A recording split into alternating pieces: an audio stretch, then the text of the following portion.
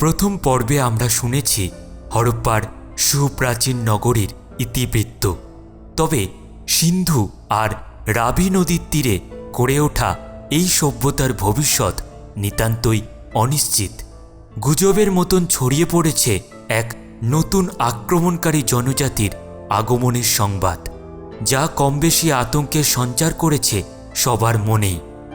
ইতিমধ্যে হরপ্পার বেশ কিছু তরুণ তাদের সবার প্রিয় বন্ধু ও শিকারে পারদর্শী ময়লানাকে নিয়ে রওনা দেয় উত্তরের অরণ্যে শিকারের সন্ধানে।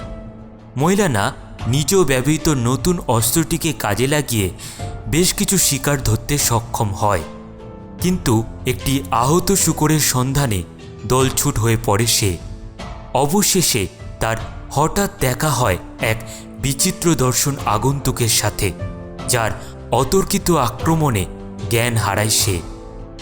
তারপর আজকের গল্পে ওলটপালট চ্যানেল থেকে আছে সায়ন, সৌনভস ক্রিয়েশন থেকে আছে নবনীতা, আবৃত্তির আঙিনায় থেকে আছে Sumit Mahalanobis, story with Ori channel থেকে আছে অরিজিৎ, কল্পকাহিনী ও তান্ত্রিকোলজিস্ট থেকে আছে জয়, হরেক রকম চ্যানেল থেকে আছে অপূর্ব, মিষ্টি স্টোরিজ চ্যানেল থেকে আছে পার্থ। শুরু হচ্ছে আজকের গল্প।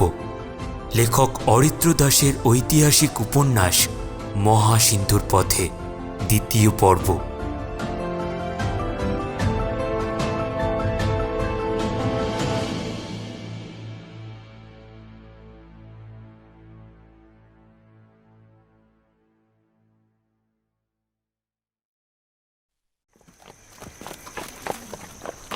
অস্বাভাবিক এক তুলুনিতে আস্তে আস্তে যেন ঘুম ভাঙল ময়লানার। ধীরে ধীরে জ্ঞান ফেরত এলো তার।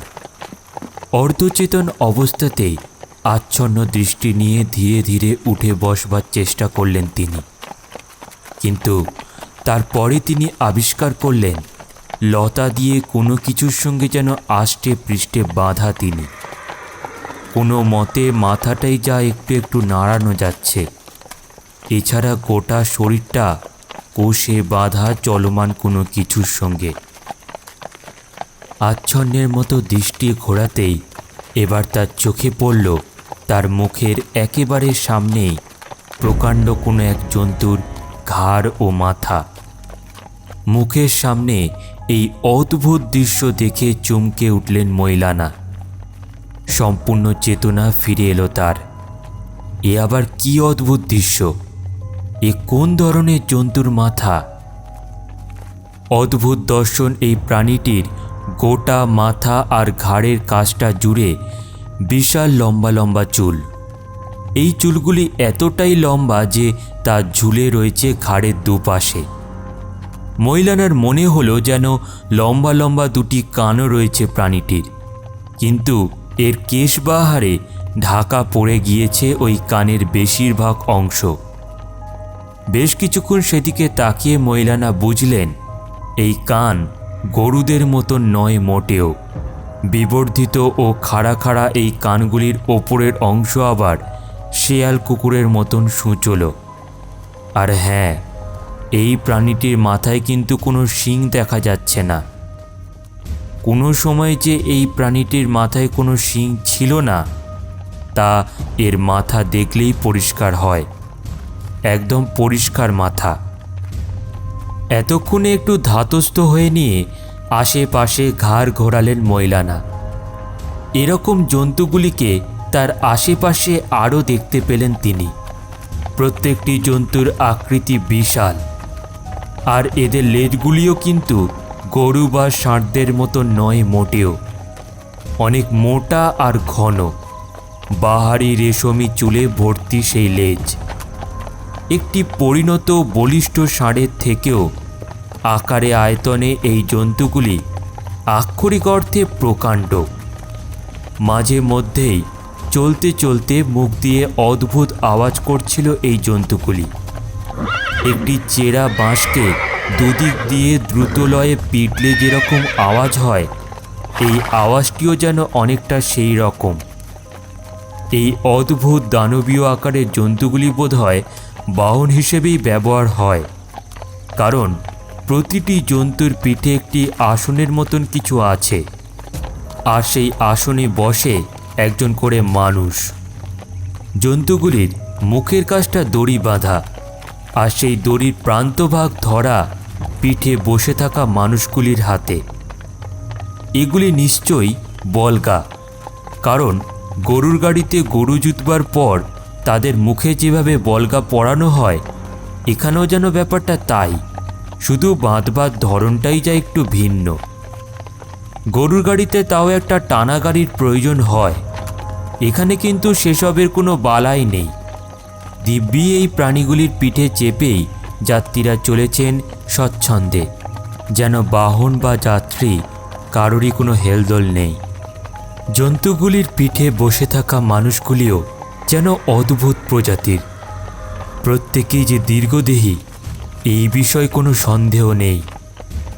বসা অবস্থাতেও তাদের আকার দেখে এই কথা স্পষ্ট যে সকলেই গৌরবর্ণ, যদিও প্রখর সূর্যের তাপে এদের উজ্জ্বল ফর্সা গায়ের রং বাদামি হয়ে এসেছে।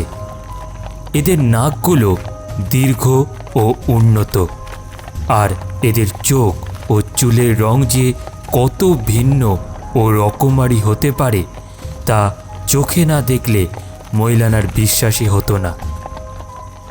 কারোর চোখ নীল, কারোর সবুজ, কারোর কটা, কারোর আবার কালো। এত বাহারি রঙা চোখ মৌলানার চিন্তাতেও আসে না।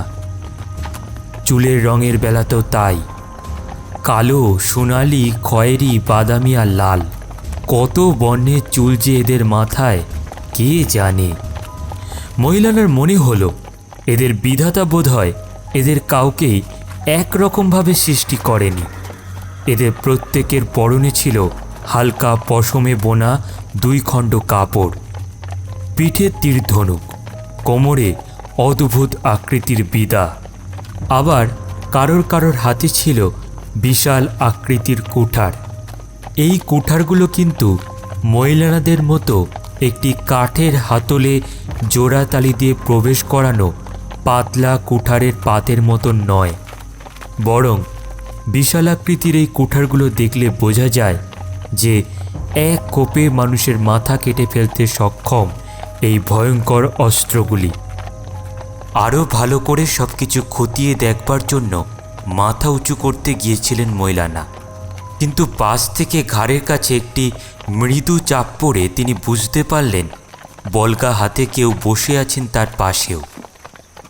মাথা নিচু করে শুয়ে রইলেন তিনি, কিন্তু আসল চমকটি এলো কিছুক্ষণ পরে। এতক্ষণ তাদের নিয়ে একটি উঁচু নিচু পাথুরে ভূমির ওপর দিয়ে এগোচ্ছিলেন জন্তুগুলি। তাদের চলার গতি ছিল ধিমে তালে, কিন্তু কিছুক্ষণ বাদে পাথুরে রুক্ষ প্রান্তর থেকে নিচের সমতল ভূমির ওপর এসে পড়তেই একটি তীক্ষ্ণ শীষের শব্দ ভেসে এলো মৌলানার পাশটি থেকে। পরক্ষণেই তাদের পিঠে নিয়ে দুর্মদ গতিতে যেন উড়ে যেতে শুরু করলো পশুগুলি। প্রথমে তীব্র ভয় গ্রাস করেছিল মৌলানাকে, গতির প্রাবল্যে চোখ বুজে ফেলেছিলেন তিনি। এত তীব্র সেই গতিবেগ যে ভয়ের চোটে মাথা ঘুরে গিয়েছিল তার।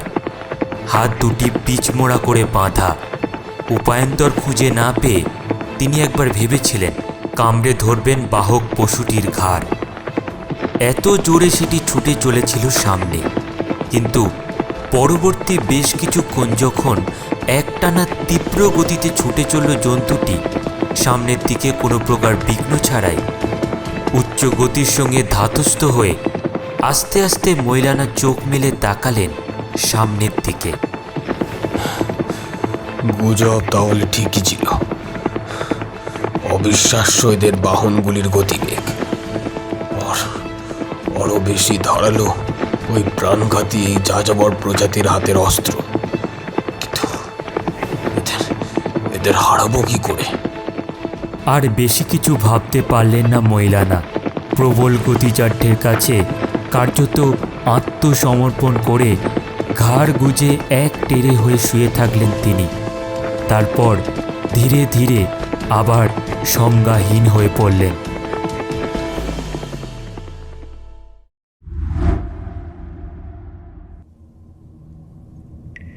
কপালে এক ঝলক ঠান্ডা বাতাসের সংস্পর্শে ধীরে ধীরে চোখ মেললেন ময়লানা। মাঝখানে অজ্ঞান অবস্থায় বিপদ শব্দটি উধাও হয়ে গিয়েছিল।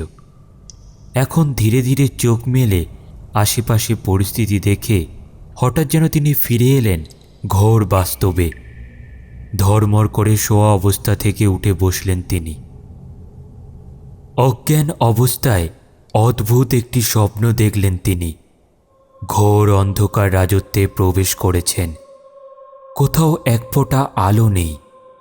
দিশেহারা হয়ে চারিদিকে তাকাতে তাকাতে হঠাৎ যেন কোথা থেকে এক ছায়ামূর্তি ভেসে এলো তার সামনে। প্রথমে একে দেখে একটু ভীত হয়ে পড়লেন ময়লানা, কিন্তু ছায়ামূর্তিটি তার নাম ধরে ডাকাতে একটু একটু করে লুপ্ত সাহস ফিরে এলো তার।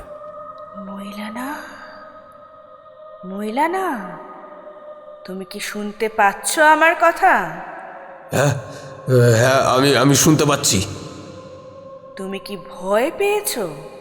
আমি আমি আমি আমি আমি আমি কোথায়? আমি কি মৃতদের রাজ্যে? আমি আমি কি মারা গিয়েছি? এই প্রশ্নে কিছুক্ষণ নীরব রইলেন ছায়ামূর্তি, নীরব রইলেন ময়লানাও।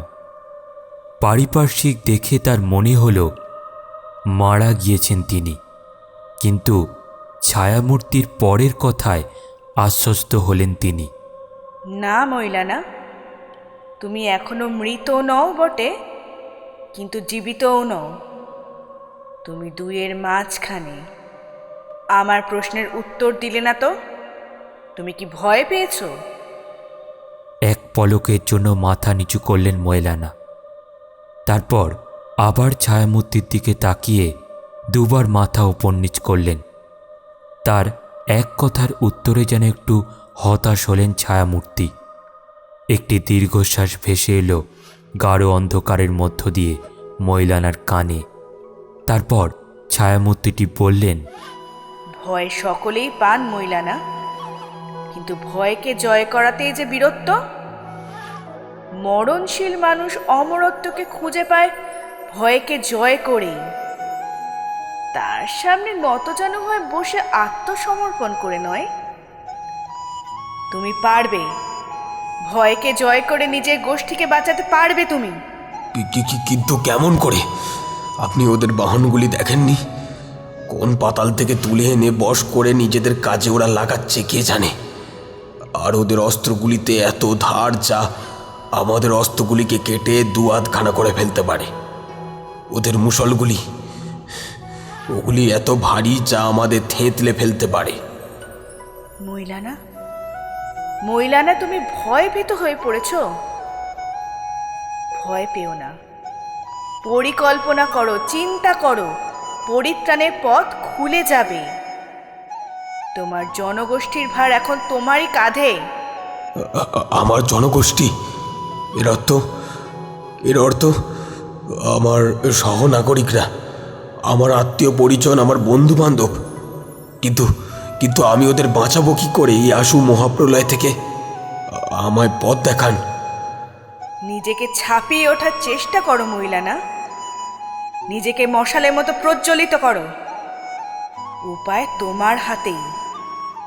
সর্বোপরি ভয় পেও না, ভয়কে জয় করো, বুদ্ধি প্রয়োগ করো, বুদ্ধি বুদ্ধি। অন্ধকারে মিলিয়ে যেতে লাগলো সামনে দাঁড়ানো ছায়ামূর্তিটি। চেঁচিয়ে উঠলেন ময়লানা, আমায় পথ দেখান। এভাবে চলে যাবেন না, আমায় পথ।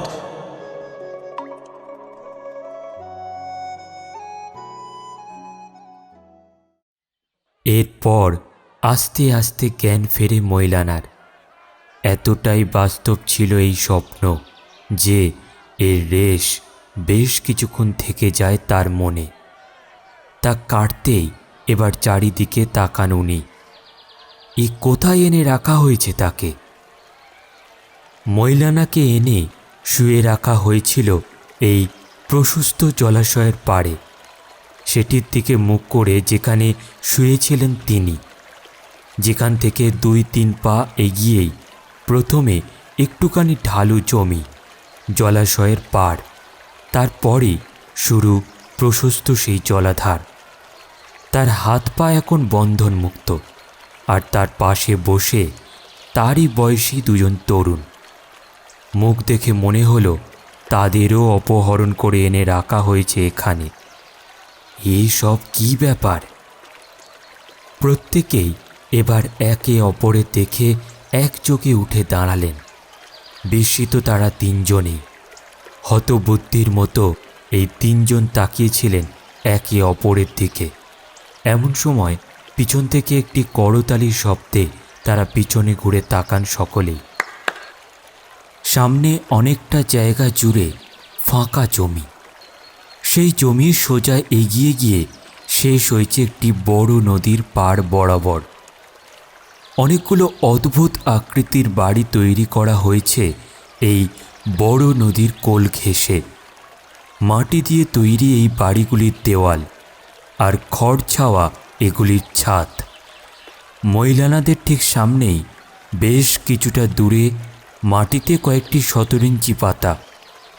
ঠিক তার উপরেই বাঁশ আর সুতি বস্ত্র দিয়ে তৈরি এক বিরাট চন্দ্রাতপ, সূর্যের প্রখর তাপ থেকে মাথা বাঁচানোর জন্য। এই 17 ইঞ্চির উপর পাশাপাশি বসা কয়েকজন বিদেশি যুবক, যাদের মধ্যমণি একজন শালপ্রাংশু রাশভারী ব্যক্তি। অতটা দূরত্ব থেকেও মহিলানা বুঝতে পারছিলেন ওই ব্যক্তি অন্যদের ছেড়ে সোজা তাকিয়ে আছেন তার দিকে তীক্ষ্ণ দৃষ্টি মেলে। পুরো ব্যাপারটাই এত অদ্ভুত ও নাটকীয় যে প্রথমটায় হকচকিয়ে গিয়েছিলেন মহিলানা সহ সকলেই। তারপর বিস্ময়ে প্রাথমিক ব্যাপারটা কাটতেই ফিক করে হেসে উঠেছিলেন তিনি। ফাঁকা মাঠের উপরে নদীর ধারে বিচিত্র জংলি পোশাক ও কিম্ভূত চেহারার দাড়ি গোফের জঙ্গলে ভর্তি এই সাদামুখ মর্কটগুলো কি করছে এখানে? তার ওপর এরা আবার হাত নেড়ে ডাকছে ওদের। কি বলতে চাইছে এরা? সকলে পায়ে পায়ে এগিয়ে গেলেন বসে থাকা দলটির দিকে। তারা এগিয়ে এসে বিদেশি জবনগুলির সামনে দাঁড়াতে একবার করতালি দিলেন স্বয়ং মধ্যমণি ব্যক্তিটি। এই বসে থাকা দলটির পিছনেই কয়েকজন রক্ষী ও ভূস্থানীয় লোক দাঁড়িয়েছিলেন। এদের মধ্যে একজন লোক এগিয়ে এলেন সামনে। এই লোকটিকে দেখেই অবাক হয়ে গেলেন মহিলানা। এর চেহারা ও আচরণ অনেকটা তাদের মতোই। তবে কি ইনি একজন মেলুহা? ইনি এখানে কি করছেন?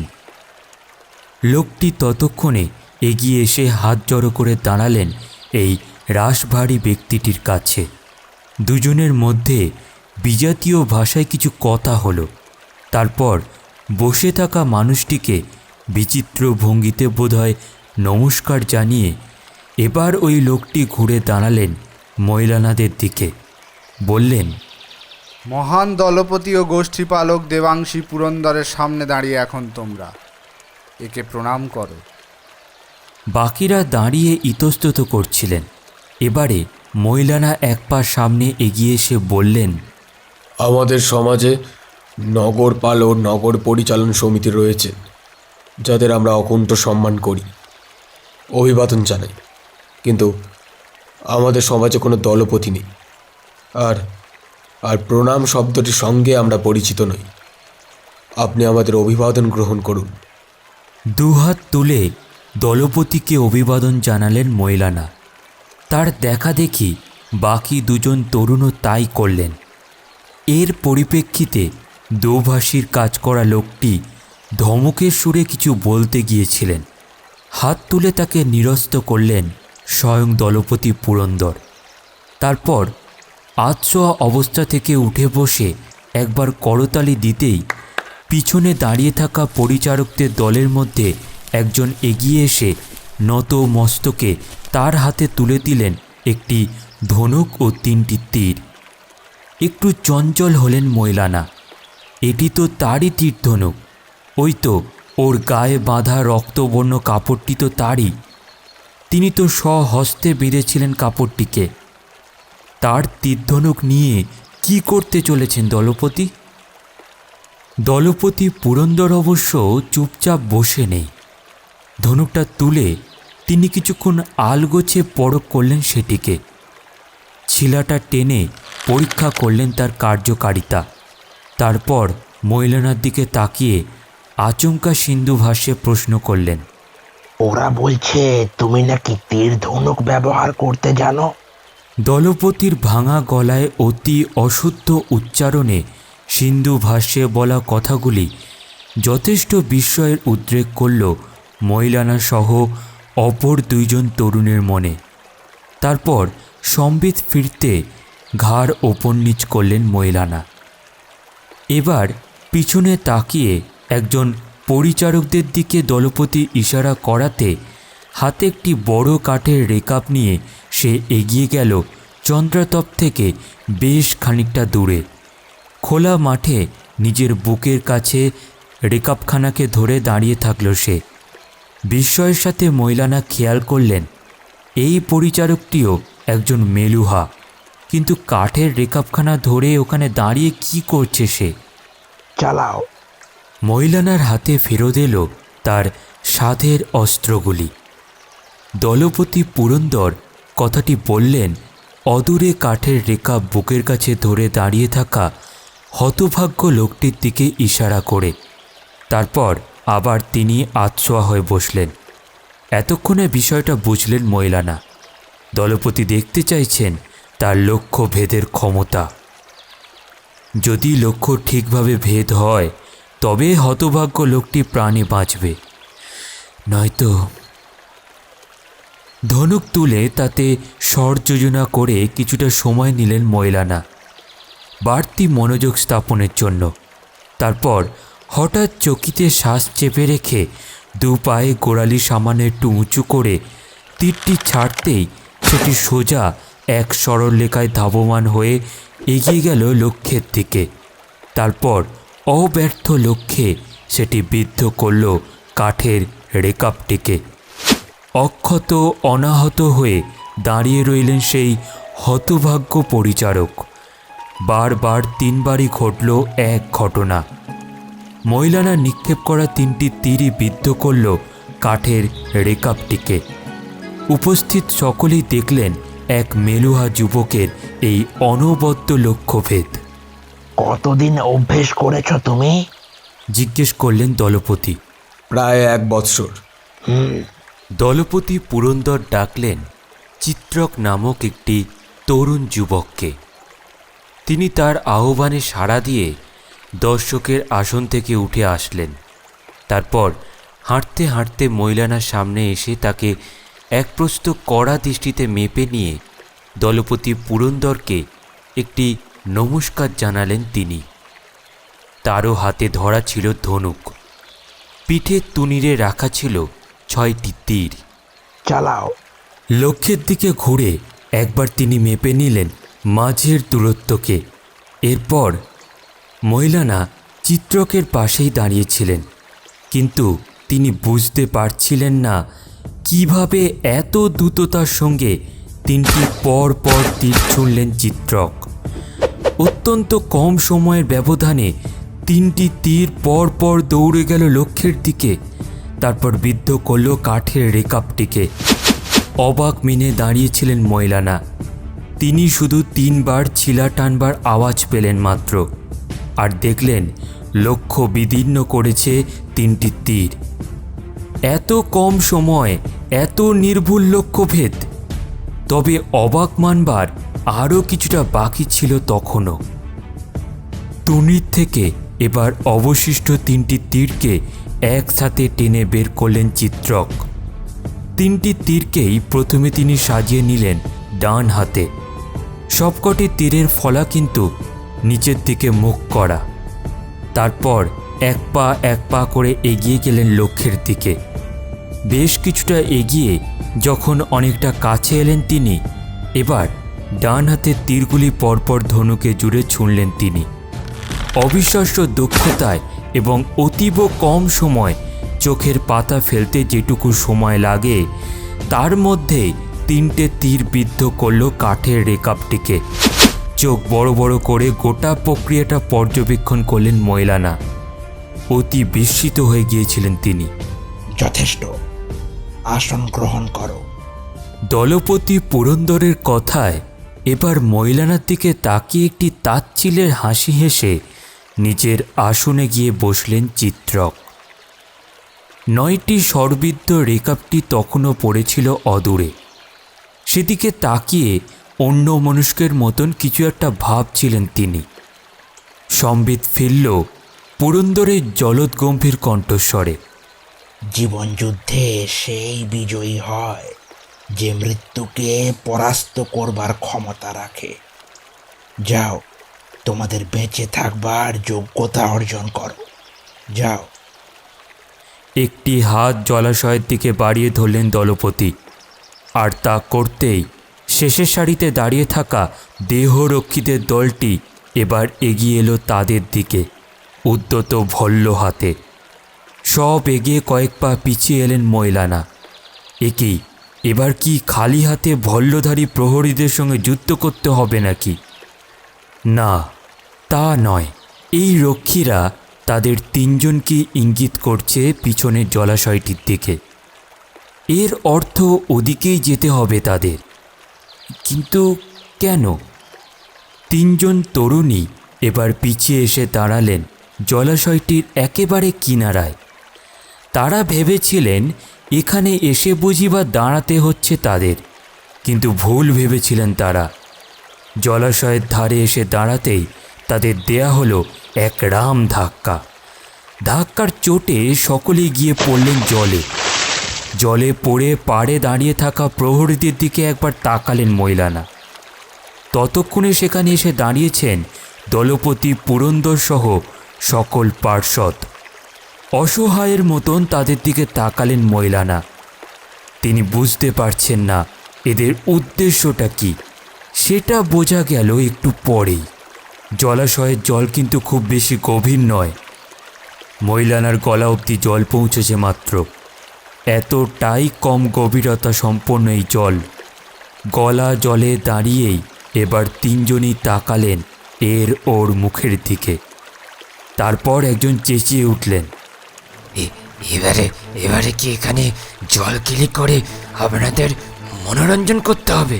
হ্যাঁ হ্যাঁ, কি করতে হবে? হতচ্ছাড়া বিখ্যাতি কুকুরের দল। এই তরুণটি জলে পড়েছিল সবার প্রথমে। বাকি 2 জনের থেকে একটু দূরত্বে ছিলেন তিনি। একটি কাঠের টুকরো ভাসছিল অদূরে। অপাঙ্গে সেটিকে একবার দেখে আর সেদিকে নজর দেননি ময়লানা। তার তখন নজর ছিল দলপতি পুরন্দরের দিকে। কিন্তু হঠাৎ জলের তলা থেকে উঠে এলো একটি বিরাট বড় কালো হাঁ মুখ। কিছু বুঝে উঠবার আগেই সেই তরুণটি ঢুকে গেল সেই বিকট মুখবিবরে। পরক্ষণেই 2 জনে অদৃশ্য হয়ে গেলেন জলের নিচে। দ্বিতীয় তরুণটি পাশেই দাঁড়িয়েছিলেন। হত বিহ্বল মুখে তিনি দেখছিলেন এই দৃশ্য। এবার শিকার ও শিকারী দুটির শরীরই জলের নিচে চলে যেতেই চেঁচাতে চেঁচাতে তিনি দৌড় লাগালেন পাড়ের দিকে।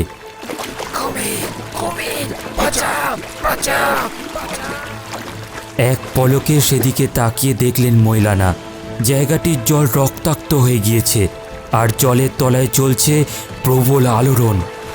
একবার যেন হতভাগ্য তরুণটির মাথা ভেসে উঠল। তারপর আবার সেটি চলে গেল জলের নিচে। কি করবেন সেটা বুঝতে না পেরে হতবাক হয়ে দাঁড়িয়ে রইলেন তিনি। তার বুদ্ধি শুদ্ধি সব লোপ পেয়ে গিয়েছে। তোমাদের ভাগ্য তোমাদের নিজের হাতেই রচনা হোক। দলপতি পুরন্দরের কথায় তার দিকে নজর গেল ময়লানার। একটি দীর্ঘ ছুরি হাতে নিয়ে কথাগুলো বলছিলেন তিনি। কথা শেষ করে ছুরিটা তিনি ছুঁড়ে দিলেন জলে। তাদের 2 জনের মাঝখানে উড়ে এসে পড়ল ছুরিটি। দ্বিতীয় ছেলেটির অবশ্য তখন মন ছিল না এদিকে। তিনি তখন ব্যস্ত পাড় ধরে উঠে আসতে, কিন্তু তা করতে গিয়ে প্রহরীদের পদাঘাতে আবার জলে এসে পড়লেন তিনি। পড়বি তো পর কুমিরের একেবারে কাছেই। আর সঙ্গে সঙ্গে আগের শিকারটিকে পরিত্যাগ করে কুমিরটি এবার এগিয়ে চলল তার দ্বিতীয় শিকারের দিকে। আর দেরি করলেন না ময়লানা। ছুরিটি যেখানে উড়ে এসে পড়েছিল সেদিকে লক্ষ্য করে এবার জলে ডুব দিয়ে সাঁতার কেটে এগিয়ে গেলেন তিনি। পাড়ে দাঁড়িয়ে সকলেই তখন গভীর কৌতূহলের সঙ্গে বুঝতে ব্যস্ত জলযুদ্ধের ফলাফল। প্রত্যেকেই পাড়ে দাঁড়িয়ে ঝুঁকে পড়েছেন নিচে কি হলো তা জানতে। সবকটি দেহই তখন জলের নিচে, আর সেখানে যে একটি প্রবল যুদ্ধ চলছে তা স্পষ্টই বোঝা যাচ্ছে জলের তীব্র আন্দোলনে। মাঝে মধ্যে কুমিরের লেজ বা পৃষ্ঠদেশ নজরে আসছে মাত্র, পরক্ষণেই আবার তা মিলিয়ে যাচ্ছে জলের নিচে। এইবার খানিকক্ষণ প্রবল যুদ্ধের পর আচমকা থেমে গেল সবই। পরিবেশ হয়ে গেল একেবারে শান্ত, কোনো রকম শব্দ বা নাড়াচাড়া কিছুই হচ্ছে না। সকলে যখন রুদ্ধশ্বাসে অপেক্ষারত ফলাফল জানবার জন্য, এমন সময় হঠাৎ দেখা গেল জলের উপর ভেসে উঠেছে কুমির। তাকে দেখে একটি হতাশার চিহ্ন ফুটে উঠল সকলের মধ্যে। তিনজনের কেউ প্রাণে বাঁচল না? এই প্রশ্নটা যখন ঘুরপাক খাচ্ছিল সকলের মধ্যে, তখন হঠাৎ ওই দেখো! রক্ষীদের মধ্যে একজন চেঁচিয়ে উঠল কুমিরটিকে লক্ষ্য করে। জলতলের উপর ভেসে উঠে সেটি কোনো মতে দুবার শ্বাস নিল। পরক্ষণে উল্টে গেল সেটি। দেখা গেল তার পেটের কাছে পুরোটা গিঁথে রয়েছে দীর্ঘ ছুরিটি। এইবার কুমিরের পাশে দুটি মাথা জলের উপর ভেসে উঠতেই সেদিকে দৃষ্টি গেল সকলেরই। দেখা গেল আহত সহযোদ্ধাকে বুকে জড়িয়ে জলের উপর ভেসে উঠলেন ময়লানা। বিপদের সময় নিজের স্বল্প পরিচিত বন্ধুটিকে জলের নিচে মৃত্যুর মুখে ফেলে উঠে আসেননি তিনি। আহত সঙ্গীকে বুকে জড়িয়ে ঢাল বেয়ে অবসন্ন দেহটিকে টানতে টানতে কোনো মতে উঠে এলেন তিনি। পাড়ে এসে এক প্রকার এলিয়ে পড়লেন তিনি। একটানা লড়াইতে আর উঠে দাঁড়ানোর ক্ষমতাটুকু পর্যন্ত নেই তার। শুয়ে ভারী শ্বাস টানছেন তিনি। এমন সময় ভেসে এলো দলপতি পুরন্দরের গলা। ওরা জয়ী হয়ে বেঁচে থাকবার অধিকার লাভ করেছে। এদের নিয়ে যাও, সেবা করে সারিয়ে তোলো। সুস্থ হলে এদের নিয়ে যেও রক্তগিরি পাহাড়ে। কথাগুলো বলেই দলপতি পুরন্দর সোজা হাঁটা লাগালেন নিজের কুটিরের উদ্দেশ্যে।